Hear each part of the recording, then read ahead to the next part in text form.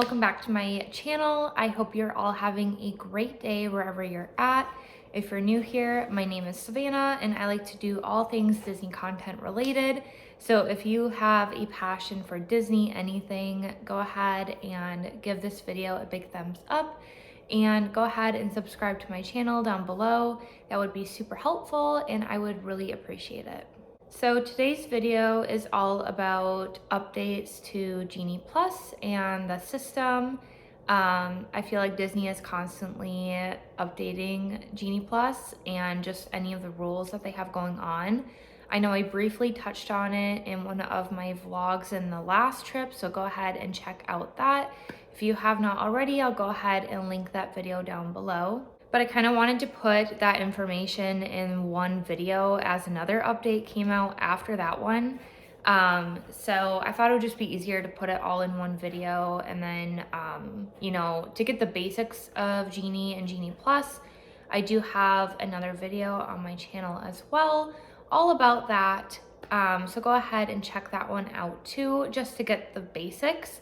But here are some updates and rule changes that may or may not be beneficial. So for those of you that don't know what Genie Plus is, I'll just do a really quick recap of it.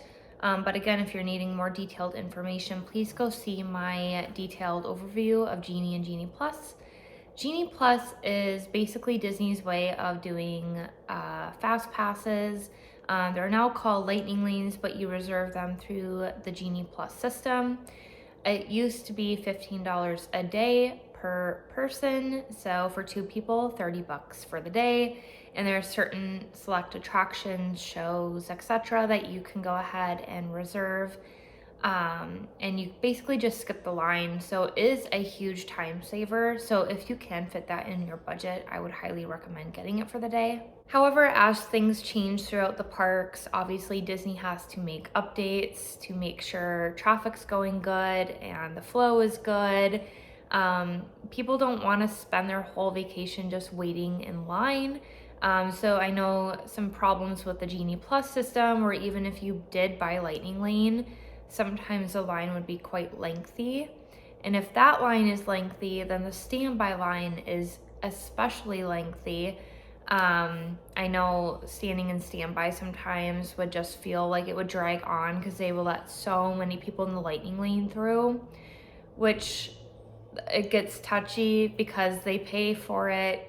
So every time Disney makes an update, I just have to keep telling myself it's probably for the benefit of the guests, just to make you feel like you're having a better day. So keep that in mind as we're going through these rules. So the first update is the park hopping reservation rule. This was made effective in August of 2022. So prior to this rule change, what I'll kind of explain is how it used to be and then how this change affects it now. So it used to be that if I was park hopping for the day, let's give an example that I'm going to Magic Kingdom in the morning and I have my park pass reservation for Magic Kingdom, but I want to park hop over to Animal Kingdom later in the day. So I used to be able to, get to my reserve park at Magic Kingdom, and I would go on the app and because was going to park hop over to Animal Kingdom later in the day, would be able to go ahead and select a ride. So I could choose Expedition Everest and was going to do it in the afternoon after that 2 p.m. slot because that's when I could park hop, and I could choose that and select it for later. So I could kind of pick and choose like where I was making my Lightning Lane reservation, even though I wasn't currently in that park. So what was happening with that is the people that were in the park for the full day were now missing out on a lot of those afternoon attractions that they wanted to do. They were getting their morning ones in, but everything in the afternoon was booked because of everybody that was park hopping. Therefore, it wasn't very fair for people that were just reserved for that one park for the day. And to be honest, I totally agree with this rule change. I think this has been really helpful not only like for my day, but for everyone else's as well. I think it just makes it flow a lot easier. So the new rule is now you'll have to wait until that 2 p.m. slot to book anything if you are park hopping. So I will give an example just to make it a little bit easier. So with that same example, if I am reserved at Magic Kingdom for the morning and then I want to go to Animal Kingdom in the afternoon and park hop over there, I can make all of my Lightning Lane attraction selections for Magic Kingdom in the morning. I can utilize my day there however I want to. When I want to park hop on over to Animal Kingdom, I have to wait till 2 p.m. hits to make any Lightning Lane selections. So, you know, say there's an Expedition Everest opening up at 3 p.m. I can book that after that 2 p.m. hits. You know, because now I'm able to go in the park, if that makes sense. So now instead of all of the afternoon attractions getting taken up by people that are not currently in that park, it kind of levels out the playing field so everyone has a fair shot and a fair chance at getting some of those selections. So the second rule change is not as fun, but it is price changes. This was effective October of 2022. So previously, like I said, Genie Plus for the day was $15 per person per day. So again, 2 people, for example, would be $30 for the full day, and you knew it was at that $15 price. That has now changed. So Genie Plus as a whole will now kind of vary depending on the day and the time of year, how busy the parks are. And I truly believe this is in an effort to kind of weed out some people from buying Lightning Lane. I think like the $15 was expensive, but people were able to kind of fit that in their budget. So I think they saw a lot of people purchasing Lightning Lane, which is great.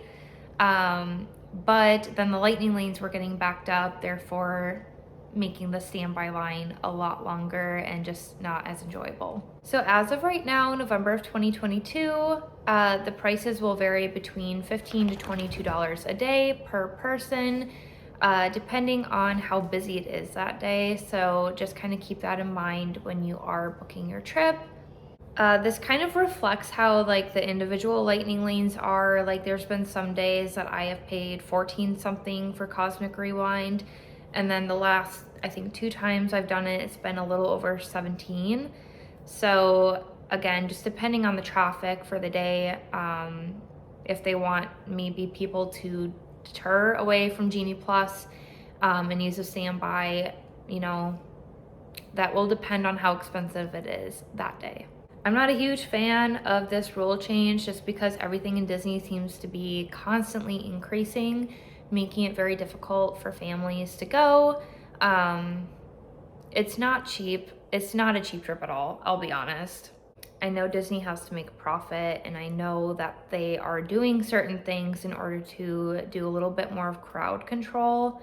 It's just unfortunate that it costs a lot more to do these things. So I will keep you all updated. Like I said, things change all the time. So I can't remember when I put out my original Lightning Lane video and like all about Genie Plus, but obviously it only took a couple months for it to change and update to these things. So they're constantly nitpicking at it and making adjustments. So anything that comes up in the future, I will have posted here. I do have a TikTok and an Instagram, so I will also put them down below. I also give a lot of great tips, just in a shorter form of YouTube. So if you like to watch the shorter videos, go ahead and follow me on both of those for anything Disney related. I also do Disney travel bookings. So any Disney destination that you're wanting to go to, I am more than happy to help plan that. My services are free of charge. I will also link information for my travel company down below. Again, if you like this video, then go ahead and give me a big thumbs up. That would be super helpful, as well as hitting the subscribe button down below. I would be really appreciative of that. Tomorrow I will be going to Disney World, so I'm so excited. I am just going for a quick one-night stay. pretty much a day and a half trip, and mainly seeing Fantasmic. So make sure you're following along so that you can see the content from that show, because I'm going to tear up talking about it. And I honestly have not seen this show since I was a kid. Actually, when was it? When was the last time I saw Fantasmic? The last time I saw it, I think I was in like, oh gosh, my sophomore year of college, which was a really long time ago. Fantasmic was one of those shows that I really just felt like that was Disney. When I traveled with my mom for my very first trip, and then traveling with my family the next one I took, a year and a half later, that was my favorite show. I just resonated with it so much, and then would constantly watch it on YouTube. So I was so thankful to anyone that had taken video of that show and posted it on here so I could just relive it. But at the time, it was like, it's tied with Wishes, and now that Wishes no longer exists, this would be my very top nighttime spectacular. I'm excited to see any of the changes that they've made to it. I'm excited to see Mickey dance. I've been waiting for this for a very long time, and I'm already crying.